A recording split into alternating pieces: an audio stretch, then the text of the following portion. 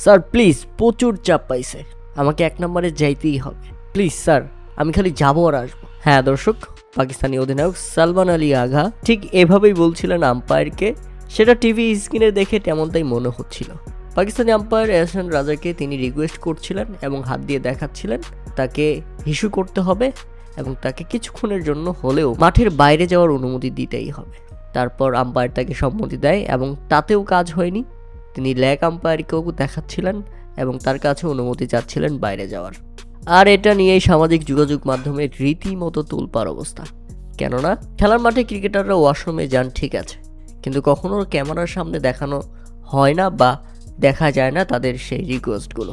কিন্তু অস্ট্রেলিয়ার বিপক্ষে প্রথম টি-20 ম্যাচেই সালমান আলী আগা, পাকিস্তানের এই অধিনায়ক, যখন আম্পায়ারের কাছে বাইরে যাওয়ার জন্য অনুমতি চাচ্ছিলেন, তিনি আঙ্গুল দেখাচ্ছিলেন এবং সেটা স্পষ্ট টিভি ক্যামেরায় দেখানো হচ্ছিল, যেটা সত্যি দর্শক সমর্থকদের ব্যাপক বিনোদন দিয়েছে। এই ম্যাচে 27 বলে 39 রান করেন সালমান আলী আগা। সেই সাথে পাকিস্তান দীর্ঘ 7 বছর পর অস্ট্রেলিয়ার বিপক্ষে 22 রানের ব্যবধানে জিতে গেছে। বিশ্বকাপের প্রস্তুতি হিসেবে পাকিস্তানের মাটিতে সফর করছে অস্ট্রেলিয়া, আর প্রথম টি-20তেই পাকিস্তানের বিপক্ষে হার তাদের।